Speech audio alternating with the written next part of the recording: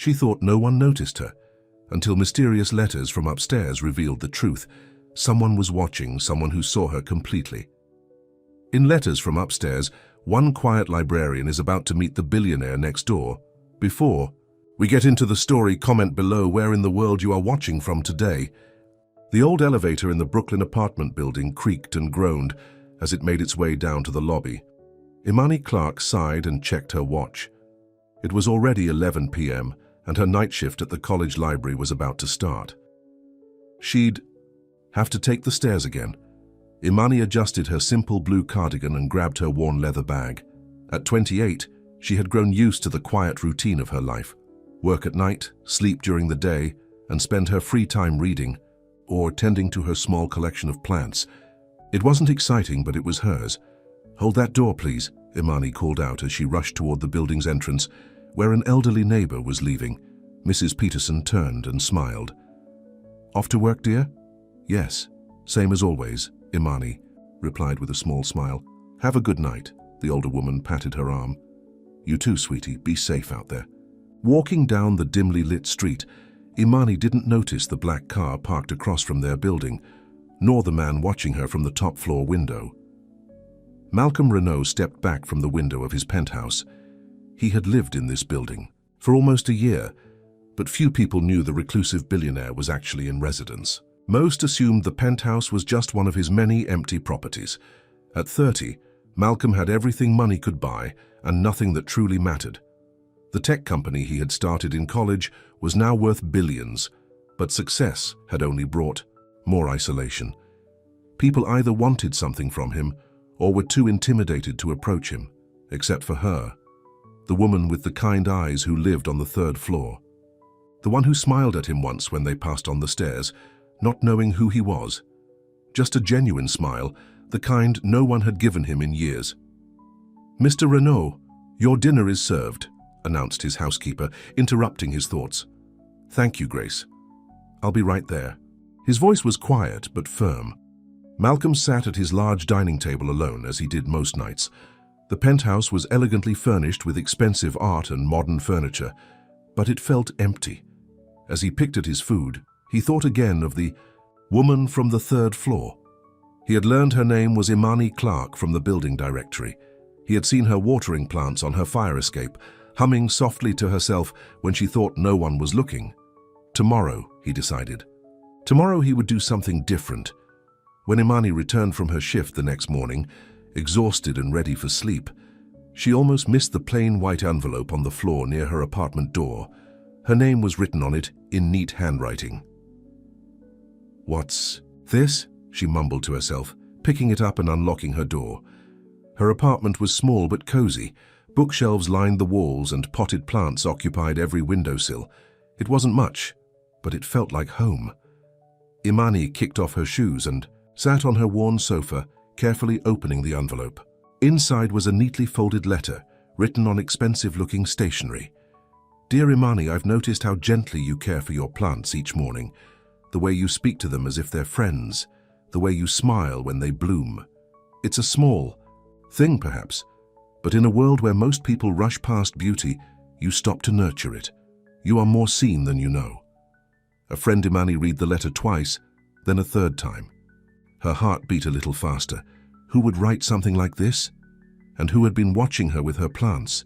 She should have felt creeped out, but something about the words felt sincere, even tender.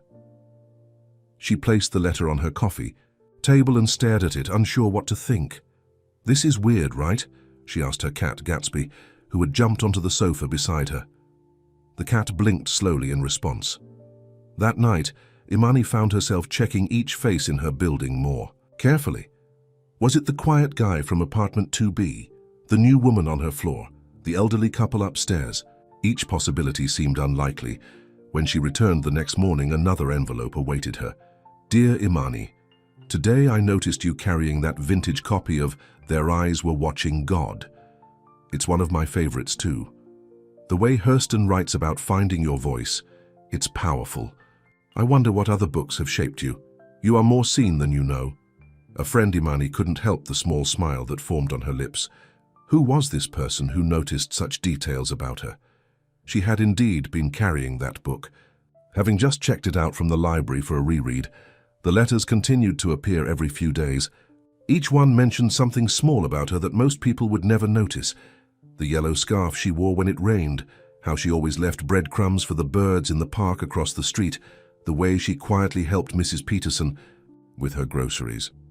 After 2 weeks, Imani found herself looking forward to the letters. They made her feel something she hadn't felt in a long time. Special, noticed, important.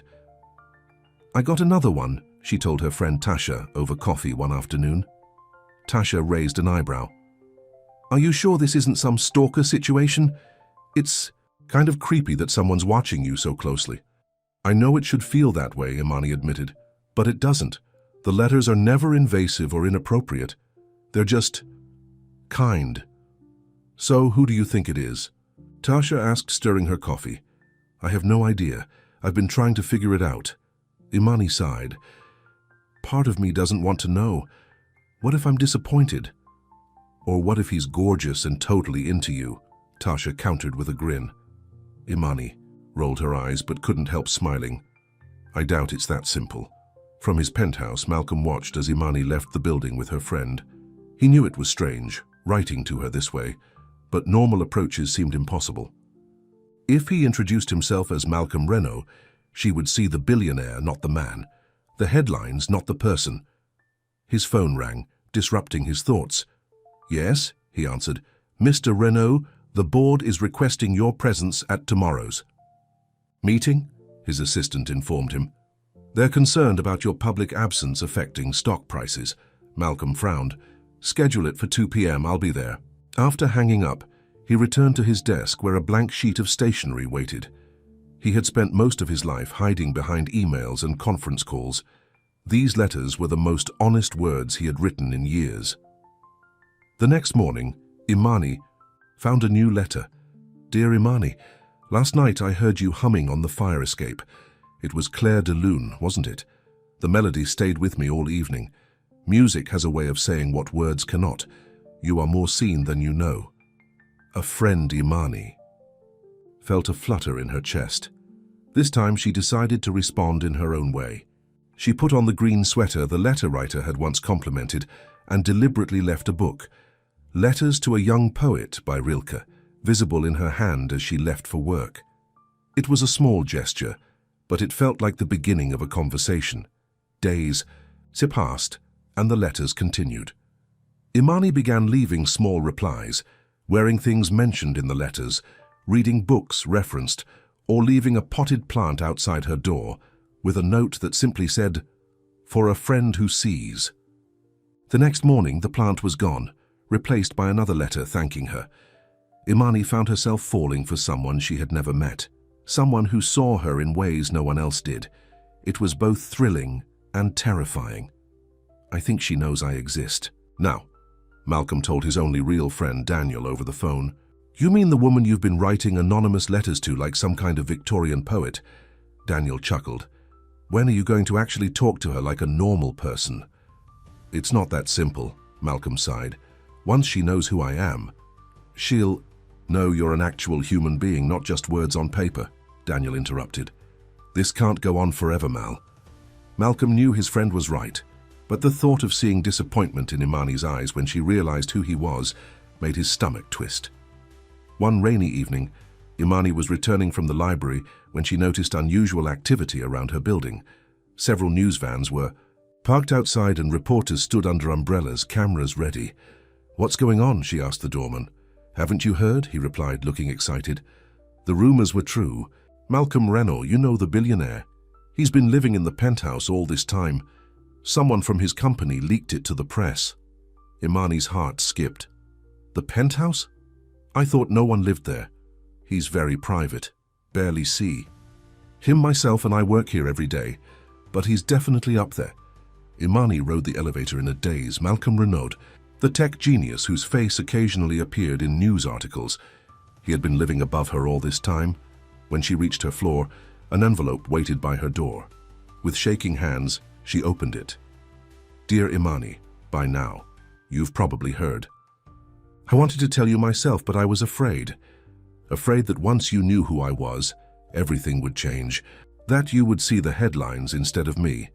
I'm the one who's been writing to you, and I would like to finally meet you properly.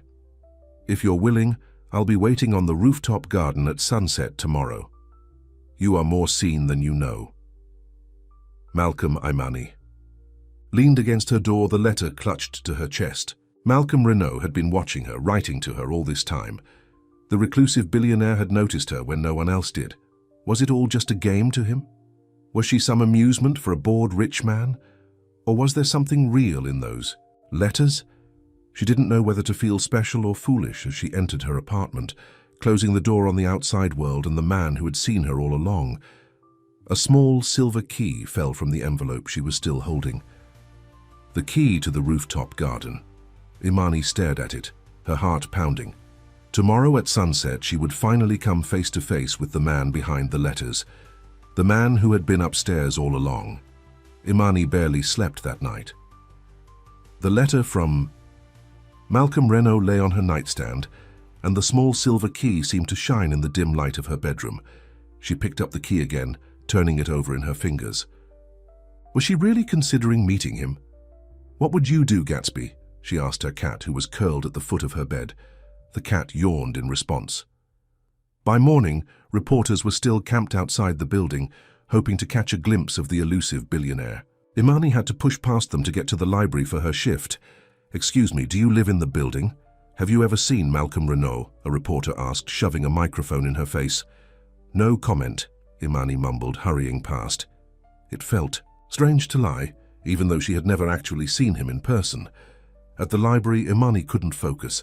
She misplaced books and jumped whenever someone approached the front desk. Her co-worker James noticed her distraction. "You okay? You seem a million miles away today," he said, helping her sort returned books. "I'm fine. Just didn't sleep well," she replied, not meeting his eyes. James leaned against the desk. "You know, there's a rumor going around that the famous Malcolm Renault lives in your building. Is it true?" Imani's hands froze momentarily. I don't know. I mind my own business." "Well, if you ever meet him, put in a good word for me," James joked. "I've got some great app ideas." Imani managed a weak smile and returned to her work. As the hours passed, her mind kept drifting to the rooftop garden and what waited for her there. In his penthouse, Malcolm paced anxiously. The news of his residence had spread faster than he'd anticipated.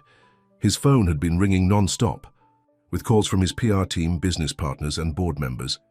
"I need some privacy, at least for today," he told his assistant over the phone. "No meetings, no calls unless it's an emergency."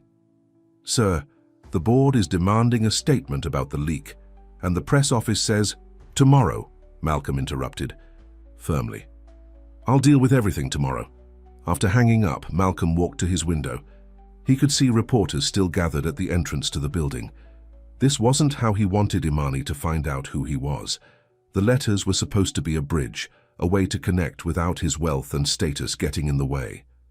Now that bridge felt shaky at best. Would she come to the rooftop? Or would she see him as just another rich man playing games? Malcolm had never felt so nervous in his life, not during multi-billion-dollar negotiations, not during television interviews. Watched by millions, this was different. This was real. Tasha called Imani during her lunch break, her voice excited. "Girl, is it true?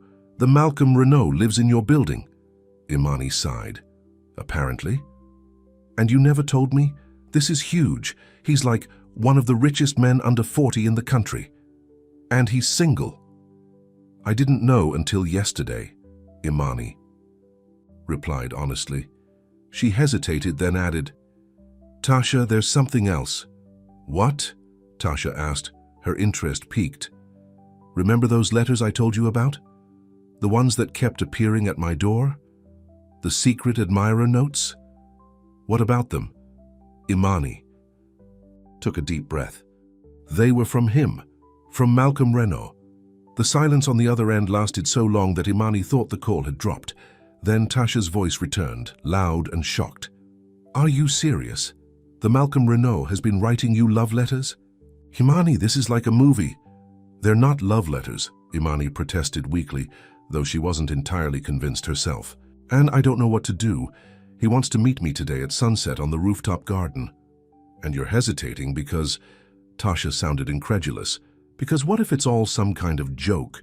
What would a man like that want with someone like... Me? Imani Clark, you listen to me, Tasha said firmly. You are beautiful, smart and kind. Any man would be lucky to have you. Billionaire or not. After the call ended, Imani stared out the library window. Sunset was in 5 hours. She had until then to decide. Back at her apartment after her shift, Imani stood in front of her closet, still undecided. The key to the rooftop felt heavy in her pocket. If she went, what would she wear? If she didn't go, would she regret it forever? She pulled out a simple green dress, the color he had once mentioned in a letter, saying it reminded him of hope. She laid it on her bed, then stepped back unsure. This is crazy, she muttered to herself. He's a billionaire. I'm a librarian. This doesn't happen in real life. But the letters had been real. The words had touched something in her that had been dormant for years, a hope that someone could see her, truly see her. On the top floor of the building, Malcolm adjusted the small table he had set up in the rooftop garden. The evening was warm, with a gentle breeze. The setting sun cast a golden glow over the potted plants and climbing vines that made the space feel like a secret oasis above the city. He had prepared everything himself, dismissing his usual staff. A bottle of wine, 2 glasses, and a simple meal from his favorite local restaurant, nothing too extravagant. He wanted tonight to be about the connection they had formed through his letters, not about his wealth. As the sun began to set, Malcolm checked his watch. Would she come? The uncertainty was almost unbearable. Imani stood in front of her mirror wearing the green dress. Her hair was down around her shoulders, and she wore minimal makeup. She looked like herself, the self she had always been. She picked up the last letter, reading it one more time. You are more seen than you know. Those words had become a lifeline in her quiet existence. Whether this meeting was a beginning or an ending, she needed to know the person behind them. Taking a deep breath, she picked up the small silver key and left her apartment. The elevator ride to the top floor seemed both too short and too long. When the doors opened, Imani found herself in a hallway she had never visited before. At the end was a door marked Roof Access. Her hand trembled slightly as she inserted the key. The door swung open to reveal a garden that seemed like something from a dream. Plant-covered trellises created walls of greenery, and string lights twinkled among the leaves. And there, standing beside a small table, was a tall man in a simple button-down shirt and slacks. Malcolm Renault looked different from his photos in the business magazines, less polished, more real. His dark hair was slightly tousled by the breeze, and his eyes, warm brown eyes, watched her with nervous anticipation. For a moment neither spoke. The city stretched out below them, bathed in the orange glow of sunset, but they saw only each other. You came, Malcolm finally said, his voice softer than she had imagined. Imani nodded, still standing by the door. I had to know if the person in the letters was real. And the person who received them, who understood them, was she real too? He asked. A small smile formed on Imani's lips. I guess that's what we're both here to find out. Malcolm gestured to the table. Would you join me? I promise no pressure. If at any point you want to leave, you can. Imani hesitated, then stepped forward into the garden. I have questions. I'd be disappointed if you didn't, he replied. As she sat across from him, the city lights began to twinkle below them. The distance between them was small, just a table's width, but the gap between their worlds felt enormous. Why me? Imani asked directly. Malcolm looked down at his hands, then back at her. Do you remember the day you smiled at me on the stairs? About 3 months ago. Imani frowned slightly, trying to recall. I pass people on the stairs all the time. You were carrying a stack of books. I was coming down as you were going up. You looked directly at me and smiled, not because you knew who I was, but simply because that's who you are. Kind, present. Malcolm's voice was earnest. Do you know how rare that is in my world? People either want something from me or are too intimidated to be real. Imani remembered now. A man in a casual hoodie, head down until she passed. She had smiled at him automatically, the way she did with most neighbors.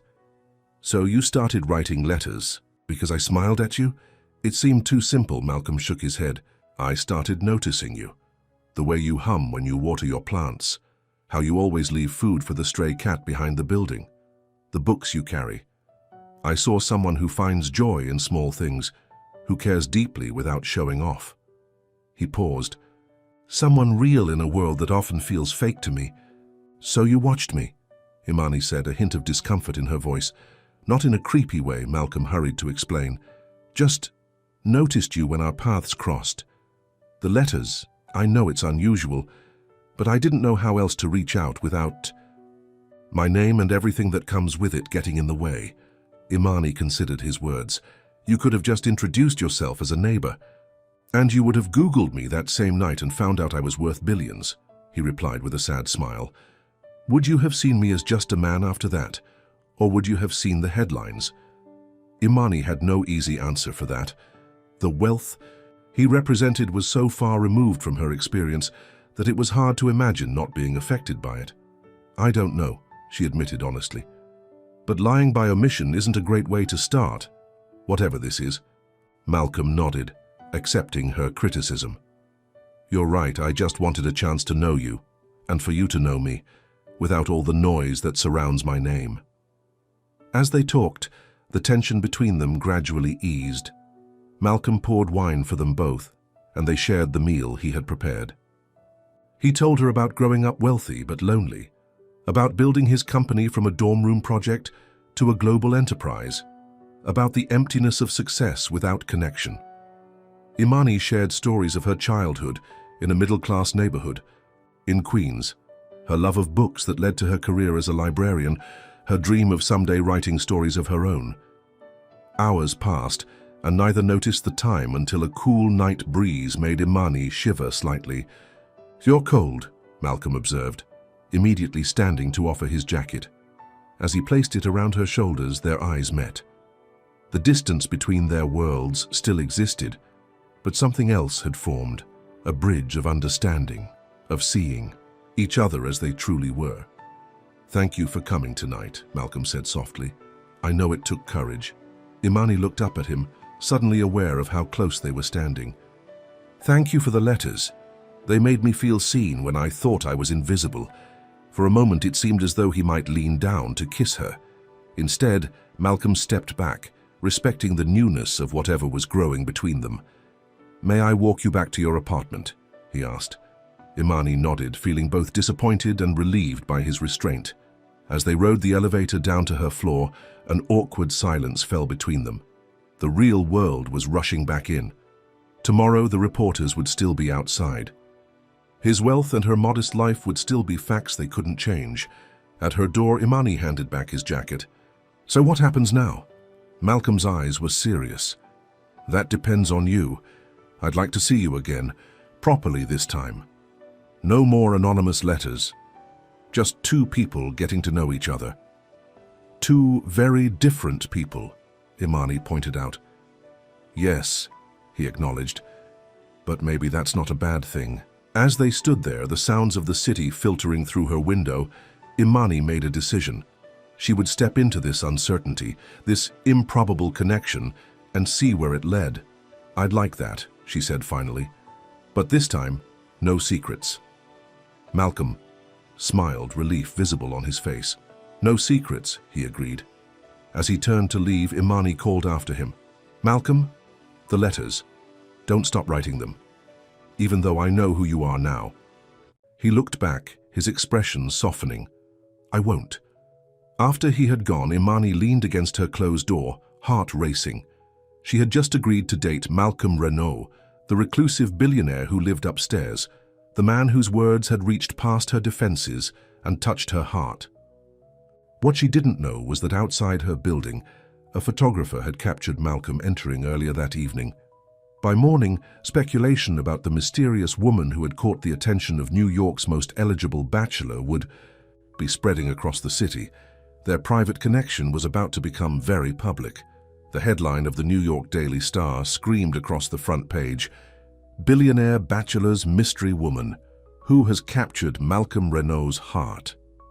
Below was a grainy photo of Malcolm entering Imani's building, his face partially visible in profile. Imani nearly dropped her coffee when Tasha texted her the article link the next morning. "Have you seen this?" Tasha wrote. "They don't know it's you yet, but it won't take long." With shaking hands, Imani clicked the link. The article was filled with speculation about Malcolm's love life and mentioned that sources close to the billionaire confirmed he had been spending time with someone in his building. There was even a quote from a building insider saying the mysterious woman was not from his world. "Great," Imani muttered. She had barely processed their meeting last night, and now the whole city was gossiping about them. Her phone rang, an unknown number. She hesitated before answering. "Hello? Imani? It's Malcolm." His voice sounded tense. "I just saw the article. I'm so sorry about this." Imani sank onto her sofa. "How did they even know?" "Someone must have tipped off the press. I've been dealing with this kind of thing my whole life, but you haven't. Are you okay?" "I don't know," she admitted. "They don't know it's me yet, but they might figure it out," he finished her thought. "Listen, I understand if you want to back away from whatever this is between us. The media attention can be overwhelming." A small part of Imani wanted to do exactly that, retreat back into her quiet, anonymous life. But a stronger part remembered the connection they had formed on the rooftop. The way he had looked at her like she was the only person in the world. "I'm not backing away," she said with more confidence than she felt. "But I do need time to think about what this means." "Of course," Malcolm replied, relief evident in his voice. "Take all the time you need. And Imani, check your door." After they hung up, Imani opened her apartment door. A small envelope waited, a letter just like before. Inside was a single piece of stationery with Malcolm's elegant handwriting. "Dear Imani, last night under the stars, I finally saw your smile up close. It was even more beautiful than I remembered. Thank you for giving me a chance to know the woman. Behind the smile that changed my world, you are more seen than you know. Malcolm." Despite everything, Imani felt a warmth spread through her chest. The letters still had power, even now that she knew who wrote them. At work that evening, Imani could feel eyes on her. News had spread quickly among her co-workers that Malcolm Renault lived in her building, and everyone seemed curious if she had seen him. "So, have you run into the famous billionaire yet?" James asked as they sorted books together. "Once or twice," Imani replied vaguely, avoiding his eyes. "What's he like, as arrogant as they say?" James pressed. Imani frowned. "He seemed normal, actually." Before James could ask more questions, their supervisor called him away, leaving Imani alone with her thoughts. She hadn't told anyone about her meeting with Malcolm except Tasha. It felt too new, too fragile to share. As she was leaving the library after her shift, Imani spotted a sleek black car parked across the street. The window rolled down to reveal Malcolm's face. "Need a ride?" he asked with a small smile. Imani hesitated, looking around to see if anyone was watching.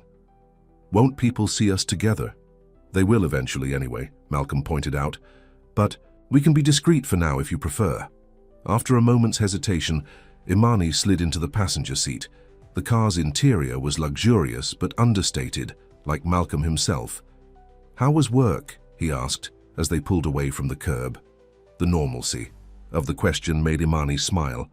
"It was fine. People are asking about you." "People are always asking about me," Malcolm replied with a resigned shrug.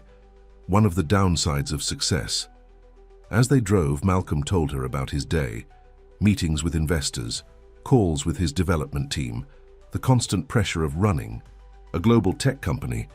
Imani listened, trying to imagine a life so different from her quiet days among books.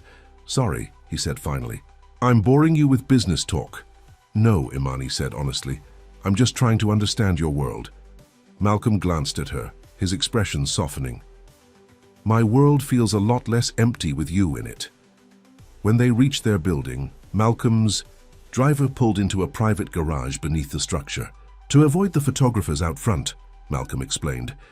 They rode the elevator in comfortable silence, Malcolm's hand lightly touching hers. When they reached her floor, he hesitated. Would you like to have dinner tomorrow? At my place? He asked.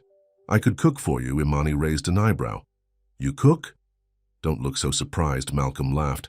I wasn't always wealthy. I had to feed myself through college before the company took off. I'd like that, Imani said with a smile. As she turned to go, Malcolm caught her hand and gently pulled her back. For a moment, they stood close, his eyes questioning. Then, slowly, he leaned down and kissed her, a soft, tender kiss that felt like a promise. Good night, Imani, he whispered against her lips. Good night, she replied, her heart racing as she stepped off the elevator. The next morning, a loud knock woke Imani from a peaceful sleep. When she opened the door, her neighbor Mrs. Peterson stood there, eyes wide with excitement. Imani, dear, is it true? Are you dating Malcolm Renault? The elderly woman thrust a tabloid into Imani's hands. On the cover was a photo of Imani and Malcolm in his car the previous night. The headline read, Renault's mystery woman revealed, billionaire dating ordinary librarian. Imani's stomach dropped. Where did you get this? It's everywhere, dear, the internet, the morning shows, everyone's talking about it. Imani thanked Mrs. Peterson and closed the door, leaning against it, as the reality sank in. She was now officially news. Her private life was suddenly public property. Her phone buzzed with messages from friends, family, and even old classmates she hadn't spoken to in years. Everyone wanted to know about her relationship with Malcolm. When she called Malcolm, he answered immediately. I've seen it, he said before she could speak. I'm so sorry, Imani. This isn't what I wanted for you. What do we do now? She asked, her voice small. First, I'm coming down to your apartment. We should talk in person. Minutes later, Malcolm was at her door, looking tired and concerned. He had barely slept, spending most of the night dealing with the press fallout and trying to trace the leak. Inside her apartment, Malcolm looked around at her books, plants, and simple furnishings with genuine interest. Gatsby the cat approached him cautiously, then rubbed against his leg in approval. At least someone's not bothered by the headlines, Malcolm said with a small smile, petting the cat. Imani sat on her sofa, the tabloid still in her hands. I don't know if I can handle this, Malcolm. I'm a private person. I don't want my life dissected by strangers. Malcolm sat beside her, taking her hand. I understand. Believe me, I've been dealing with this my whole life and it still bothers me. He paused. The press will lose interest eventually, but for now, we have options. Like what? Imani asked. We could be strategic, control the narrative by giving one exclusive interview, then request privacy. Or we could just ignore it all and live our lives. He squeezed her hand. Or, if this is too much too soon, we could take a step back until things cool down. The last option hung in the air between them. Imani looked at their intertwined fingers, then at the man beside her. A man whose words had touched her soul long, before she knew his face or name. I don't want to take a step back, she said finally, but I don't want to do interviews either. Can we just try to be normal together? Despite all this? Relief washed over Malcolm's face. Yes, that's exactly what I want too. That evening, instead of going to Malcolm's penthouse as planned, they decided to stay in Imani's apartment. Malcolm brought groceries and they cooked dinner together in her tiny kitchen, laughing as they bumped into each other in the limited space. This is cozier than my place, Malcolm admitted as they ate at her small table. Sometimes I feel lost, in all that empty space upstairs. We could always move the plants from your rooftop garden down here, Imani joked. Make it even cozier. Malcolm looked at her thoughtfully. You know, that's not a bad idea. What? Turning my apartment into a jungle? No, Malcolm laughed. But maybe finding a middle ground. A place that's neither my world nor yours, but ours. The idea of ours made Imani's heart skip. It was too soon for such thoughts, and yet she couldn't help imagining a future with this man who saw her so clearly. Later, as they sat on her sofa, watching an old movie, Malcolm's phone kept buzzing. He ignored it until it became impossible. I'm sorry, he said, finally checking the messages. There's an issue with our European launch that needs my attention. Imani nodded, trying to hide her disappointment. I understand. Malcolm looked torn. This is the hard part. Balancing what I've built with what I want to build with you. We'll figure it out, Imani assured him. though she wasn't entirely convinced. Herself. Before leaving, Malcolm left another letter on her kitchen counter. This was becoming their ritual, a tangible reminder of how they had connected. After he was gone, Imani opened the envelope. "Dear Imani, tonight, in your small kitchen, watching you move with such grace in a space that is truly yours, I realized something important. All my life I've been searching for a place that feels like home. Not a house or an apartment, but a feeling of belonging. Tonight, beside you, I found it. You are more seen than you know. And now, so am I. Malcolm, the next." Few weeks brought both joy and challenges. The media attention intensified, before gradually shifting to other stories, though photographers still occasionally waited outside their building. Malcolm and Imani created their own bubble, spending evenings in her apartment or on his rooftop. Garden, sharing stories, dreams, and increasingly, their hearts. He wrote her letters that she kept in a special box beside her bed. She introduced him to her favorite books, marking passages that reminded her of him. But reality had a way of intruding. Malcolm's work often pulled him away at unexpected moments. Important meetings ran late, business trips came up suddenly, and crisis calls interrupted their time together. "I'm sorry about dinner," Malcolm said one evening after cancelling their plans at the last minute. The Tokyo office needed immediate decisions on the merger. "It's okay," Imani replied, though the disappointment was clear in her voice. "I understand. Your work is important. Not more important than you," Malcolm insisted. But as weeks passed, Imani began to wonder if that was true. Malcolm's world was so vast, so demanding. How could she, a simple librarian with a quiet life, ever truly fit into it? The question lingered even as their relationship deepened. They were falling in love. Neither had said the words yet, but both felt it growing between them. It was in the way Malcolm's eyes followed her around a room, in the way Imani's hand automatically reached for his when they walked together. Then came the invitation that would test everything they were building. "My company is hosting a charity gala next weekend," Malcolm mentioned one evening as they sat on her fire escape watching the sunset. "I'd like you to come with me, as my date." Imani tensed. This would be their first public appearance together, a formal declaration to the world that they were a couple. "Will there be a lot of people there?" she asked, already knowing the answer. "Yes," Malcolm admitted. "Business partners, celebrities, politicians, and press, of course." "I don't know, Malcolm. That's a lot of attention." Malcolm took her hand. "I know it's asking a lot, but I'm tired of hiding what we have. I want to walk into that room with the woman I—" He stopped himself, then continued more carefully. "With the woman who matters most to me." Imani looked into his eyes and saw the sincerity there. "What would I even wear to something like that?" Malcolm smiled, relieved by her implied acceptance. "Whatever you want. You'd be beautiful in anything." The week before the gala, Imani's anxiety grew. She had never attended such an event, never mingled with the kind of people who would be there. Despite Tasha's excitement helping her shop for a dress, Imani couldn't shake the feeling that she would be out of place in Malcolm's world. The night before the gala, Imani stood in front of her mirror, wearing the elegant blue gown they had chosen. It was beautiful but felt like a costume, something the real Imani Clark would never wear. A knock at her door interrupted her thoughts. Malcolm stood there holding a small box. "I know the gala isn't until tomorrow, but I wanted to give you this tonight," he said, stepping inside. Imani opened the box to find a delicate silver pendant with a small key charm, a replica of the rooftop key he had given her. "To remind you of how we began," Malcolm said softly, "and that no matter what happens tomorrow, what matters most is what's between us, not what the world sees."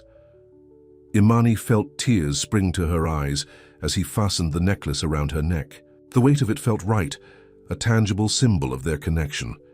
"Thank you," she whispered, turning to face him. "Malcolm, I—" Before she could finish, his phone rang.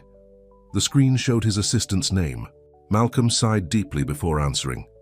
"This better be important, David." Imani watched as Malcolm's expression changed from annoyance to shock.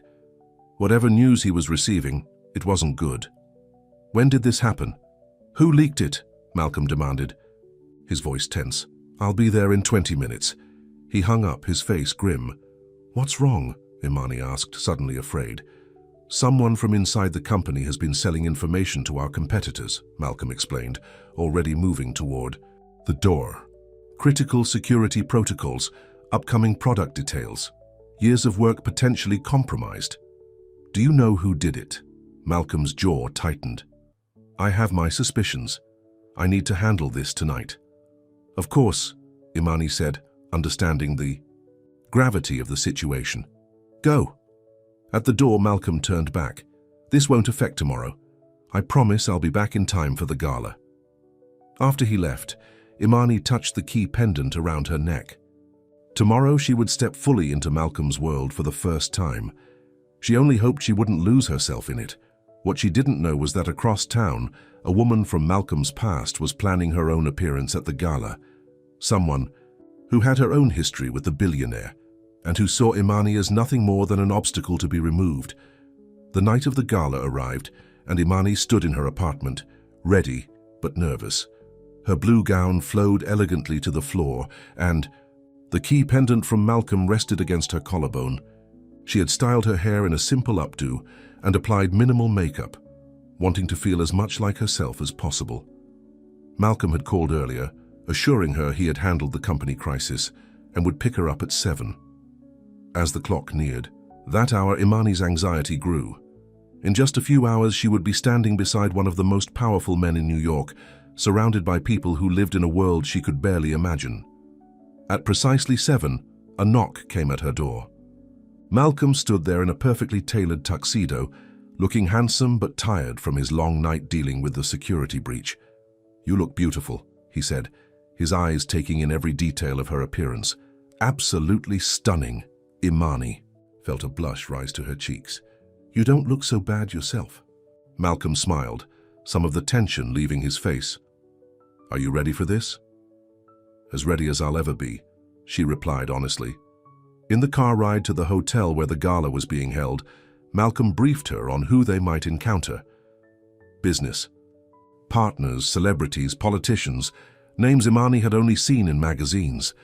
He squeezed her hand reassuringly when he noticed her growing nervousness. "Just be yourself," he said softly. "That's who I want beside me tonight."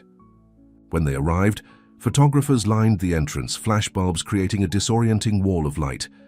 Malcolm protectively placed his arm around Imani's waist as they walked the short distance from the car to the door. "Malcolm, over here! Mr. Renault, who's your date?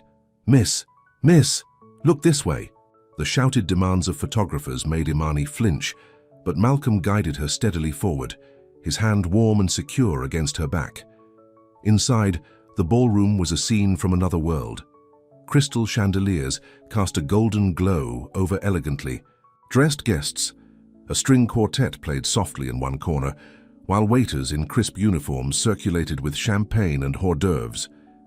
"Malcolm Renault, there you are," called a distinguished older man, approaching them with a wide smile. "And who is this lovely young lady?" "Senator Collins, this is Imani Clark," Malcolm introduced them. "Imani, Senator Collins is one of our most important supporters for tech education initiatives." The senator shook Imani's hand warmly. "Delighted to meet you, my dear. Malcolm hasn't brought a date to one of these functions in years. You must be very special." Before Imani could respond, more people approached, each wanting a moment of Malcolm's time. He kept her by his side, introducing her to everyone, his hand never leaving the small of her back, a constant reassurance in this unfamiliar territory. "You're doing great," he whispered during a brief moment alone. "Everyone loves you." Imani tried to smile confidently, but she couldn't shake the feeling of being an outsider. The conversations around her were filled with references to places she had never visited, people she had never met, a lifestyle she had never lived. "Malcolm, darling," a silky female voice cut through the crowd. "It's been far too long." A stunning woman in a red gown approached them, her perfectly manicured hand extended toward Malcolm. Her blonde hair was styled in an elegant twist, and diamonds glittered at her throat and wrists. Malcolm's body tensed beside Imani. "Victoria, I didn't know you were in town." "I wouldn't miss your charity gala, darling. It's always the event of the season." The woman's gaze shifted to Imani, assessing her with cool blue eyes. And this must be the librarian everyone's talking about. The way she said librarian made it sound like a flaw rather than a profession. Malcolm's jaw tightened. Victoria. Evans, this is Imani Clark. Victoria is the daughter of one of our early investors. How quaint, Victoria said with a thin smile.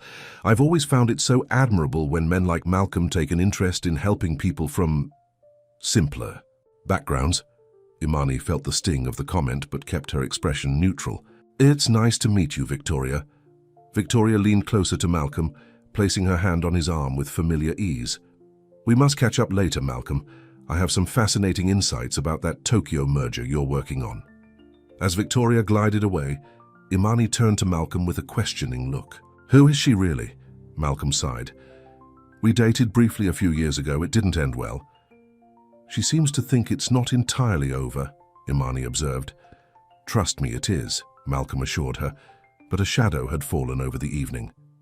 As the night progressed, Imani became increasingly aware of the glances and whispers that followed them. Some were merely curious, but others, particularly from women like Victoria, were clearly disapproving. During dinner, Imani was seated between Malcolm and a famous tech journalist who seemed more interested in how she had landed Malcolm than in anything she had to say. On Malcolm's other side sat Victoria, who kept leaning over to whisper in his ear about people and events Imani knew nothing about. Are you enjoying yourself? Malcolm asked during a brief moment when Victoria was engaged with someone else. It's overwhelming, Imani admitted. Malcolm frowned slightly. We can leave early if you want. Before Imani could respond, the event chairman called Malcolm to the stage to give a speech about the charity they were supporting, a foundation providing technology education to underprivileged communities. As Malcolm spoke passionately about creating opportunities for those without privilege, Imani felt a swell of pride. This was the man she was falling in love with, someone who used his success to help others. Her moment of pride was interrupted by Victoria sliding into Malcolm's empty seat. He's quite the speaker, isn't he? Victoria said, sipping champagne. Always so passionate about his causes. Imani nodded politely. The foundation does important work. Listen, dear, Victoria said, her voice dropping to a confidential tone. You seem like a nice girl, so let me give you some advice. Men like Malcolm, they may play at being regular people, but they're not. They live in a different world, and eventually, they always return to it. You don't know Malcolm as well as you think, Imani replied evenly. Victoria laughed softly. Don't I? I've known him for years. We share the same friends, the same background, the same understanding of how this world works. She gestured around. The ballroom. This is his natural habitat, not some cozy apartment with plants and books. The words hit a nerve, voicing fears Imani had been trying to suppress. Could Malcolm really be content with her simple life when his own was so grand? Malcolm and I have a connection that goes beyond superficial things, Imani said with more confidence than she felt. Victoria's smile was predatory. Connections fade, dear. Reality remains. You'll see. When Malcolm returned to the table, he immediately sensed Imani's discomfort. What did she say to you? He asked quietly. Nothing that matters, Imani replied, not wanting to create a scene. But Victoria's words had planted seeds of doubt that were difficult to ignore. Throughout the rest of the evening, Imani found herself watching Malcolm in this environment. How easily he moved among the wealthy and powerful. How at home he seemed in this world of privilege. By the time they left, Imani was emotionally exhausted. In the car ride back to their building, Malcolm noticed her unusual silence. What's wrong? He asked, taking her hand. And don't say nothing, I know you better than that. Imani looked out the window at the city lights passing by. Do you? Sometimes I wonder if we really know each other at all. Your world and mine. How so different, Malcolm? Is this about Victoria, whatever she said? It's not just about her, Imani interrupted. It's about all of it. Tonight made me realize how far apart our lives really are. You belong in that world of galas and important people. I don't. Malcolm turned to face her fully. I don't belong there any more than you do. That world, it's part of my business, not who I am. He squeezed her hand. The real me is the one who writes you letters. The one who feels more at home in your tiny kitchen than in any ballroom. Imani wanted to believe him, but doubts lingered. How can you be sure? What if you wake up one day and realize you need someone who understands that part of your life? Someone like Victoria. Because I love you, Malcolm said simply. The words hung in the air between them. It was the first time either had said it aloud. I love you, Imani Clark, he repeated. Not because you fit or don't fit into some artificial world, but because when I'm with you, I'm real. And that's something I've been searching for my entire life. Tears filled Imani's eyes. I love you too, she whispered. That's why I'm so afraid of losing you.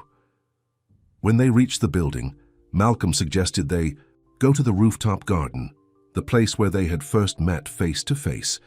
Under the stars, surrounded by plants and string lights, he took both her hands in his.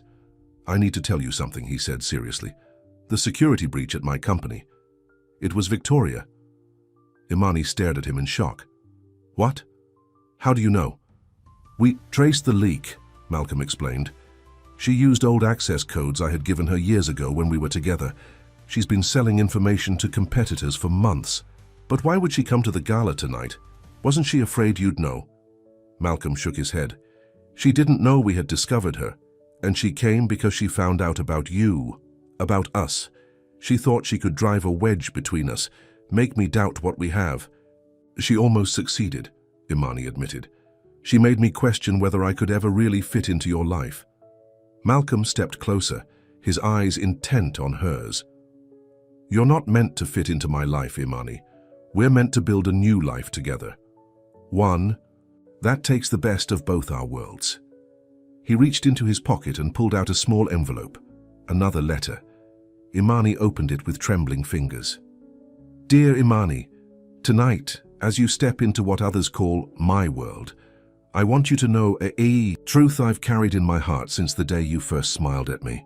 My world was empty before you. It was full of things but devoid of meaning. You brought color to a life that was only shades of gray. If I could give you anything, it would be the certainty that you are exactly where you belong, beside me, not because you fit into some preconceived notion of who should be there, but because you have created a space that exists only for us. You are more seen than you know, and I am more loved than I ever dreamed possible. Yours always, Malcolm. As Imani looked up from the letter, Malcolm knelt before her, a small velvet box in his hand.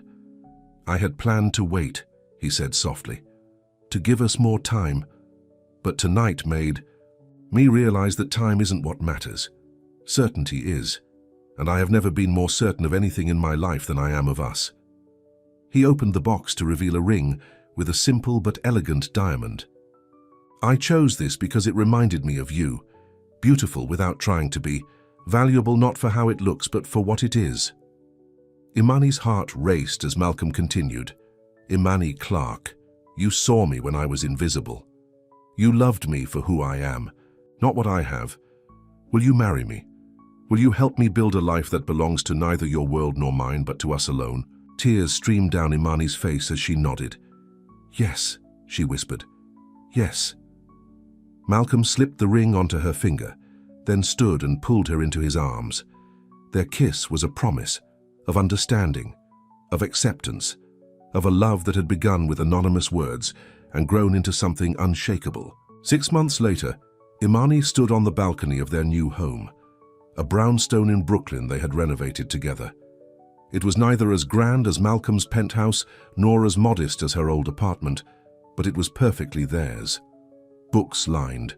The wall's plants thrived in every room, and a small garden flourished on the rooftop. Malcolm joined her, wrapping his arms around her waist from behind. What are you thinking about, Mrs. Renault? Imani smiled at the name she was still getting used to.